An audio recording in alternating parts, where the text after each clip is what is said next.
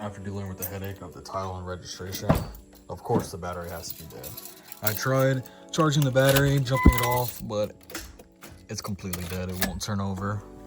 I don't know about you guys, but I'm usually typically a visual learner, especially with stuff like this that I'm unfamiliar with. I tried looking up a battery relocation on S15, however, all the videos are super old. I'm talking like 4 to 7 years old. I know I can go based off a standard battery relocation in any other car, however, I kind of wanted to base it off of an S15. But hopefully this video helps out. If anybody has an S15, especially now that they're legal in the US and more people are importing them. To start out, the battery I chose was an Optima yellow top. I used this in my G and I had no complaints. It is a D3478, 750 cold cranking amps. Definitely enough to turn over the SR, especially if it's cold or I'm running things like a radar, dash cam, phones, you name it. Purchased this battery tie down that I'm just gonna bolt directly into the trunk, drill some holes. And I have these 3/8 screws as well as some fender washers to hold it down. And then I have some right angles and some ABS plastic. I'm gonna make my own battery box and just cut it off, just in case I have some groceries or I'm throwing tools in there. Nothing hits the terminals and grounds out or causes sparks. The terminals I use are just these 1-gauge wires to positive and negative terminals.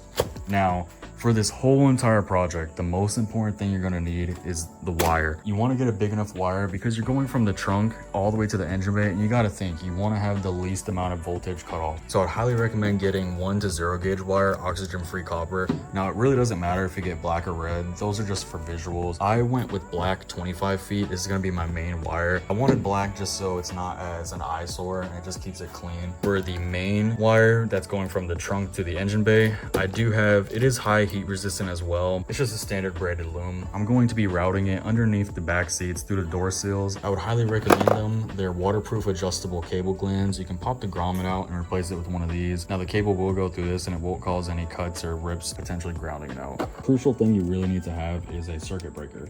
I went with 250 amps due to the accessories and stuff I have. Your main wire will go from this terminal all the way to the engine bay, and the next wire will go from here to the positive terminal on the battery. What this circuit breaker does, if anything were to happen to the wires going all the way to the engine, it'll flip this breaker and it'll cut all power to the car for safety reasons. To connect to the 1-gauge wire, I did get these ring terminals. It is a variety of pack.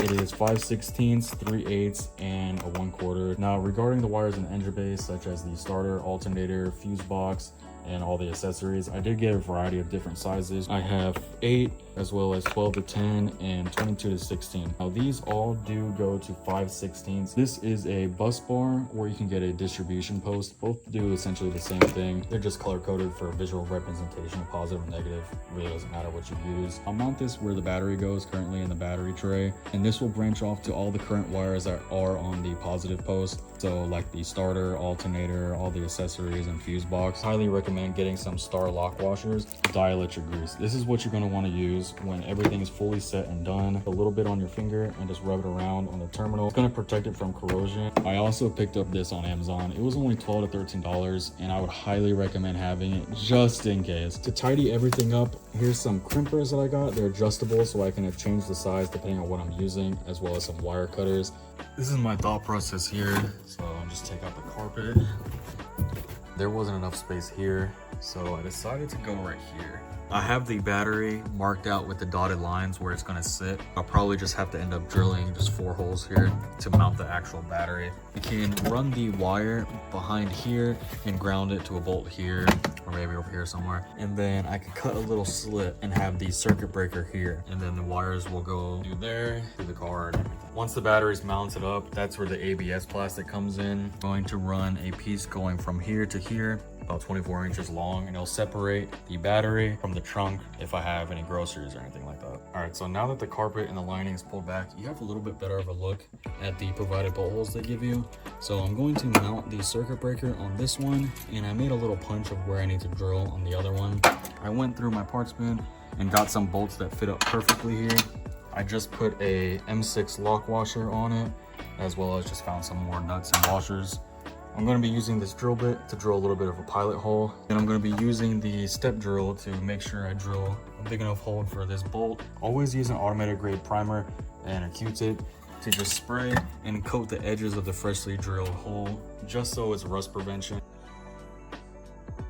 I'm just going to let this primer dry. And then while I do that, I'm going to install this 1-gauge wire with this protected loom. So here's the 1 gauge wire with the loom around it. It goes directly into the interior of the car. I do have it zip tied down so it holds it in place. From there, I ran it behind this plastic here, then underneath this mounting bracket. It goes underneath the carpet here, along the door seal, over this hump that mounts the chair, and then pops out right next to the fuse box.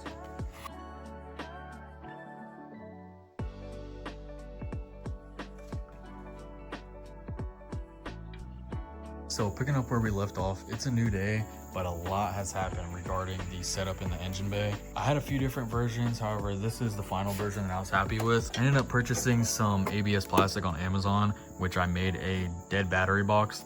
I left this side open so I can utilize if I need to change anything or adjust the mounting brackets. After that, I drilled 2 holes that mount directly into the chassis.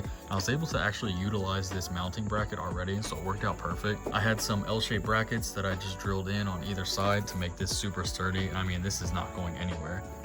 Regarding the holes, I sprayed 2 coats of primer, and then I sprayed a rubberized undercoating to seal it off for rust protection. The original waterproof box that I had on Amazon, I ended up returning because it was too long. I purchased this one and it fits perfectly. It's black, so it matches the aesthetic of the engine bay. I believe it was around $15 on Amazon. It's 7.5 by 5 by 3 inches, so it works out perfectly.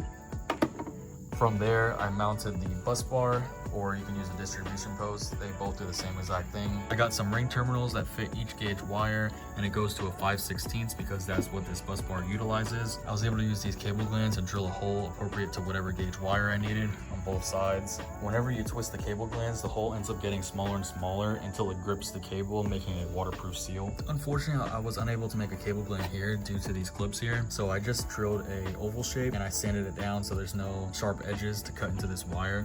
And I have a waterproof foam that I can just put around here so it seals it off. And honestly, once you cover it, it kind of looks like a battery is already there. So it makes the engine bay look super clean and nothing sticks out. Now, as far as a water reservoir, this is kind of a ghetto setup that I have. I ended up using an HVAC tubing, and I made an extension all the way down to this tank here and just zip tied it.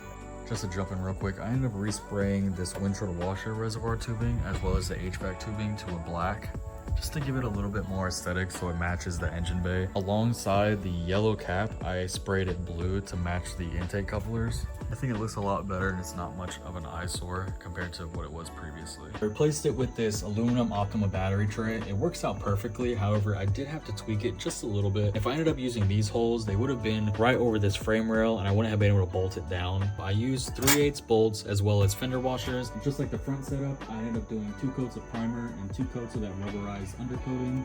You definitely want to make sure you get all in there around the cracks, the seams, and the edges, especially these S chassis where rust is kind of inevitable. Battery's officially in. Ignore this mess, but I ended up using this rubber foam weather seal due to me having to make an oblong cutout for these bolts. The weather seal is just wrapped around a couple of times around the bolt hole just so it keeps debris or anything in. I'll show you the underside. Here's the fender washers that I used with the provided nut.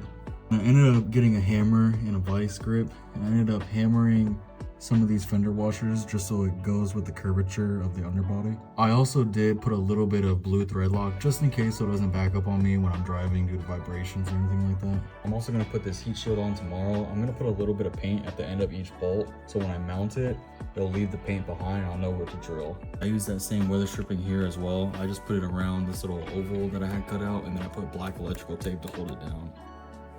Then with this, since there is a little bit of gaps, I just cut a little bit of that weather stripping, folded it over itself, and stuffed it in here.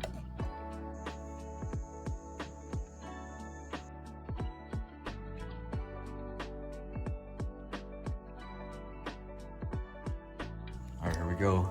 First startup. Oh, there's power. Moment of truth.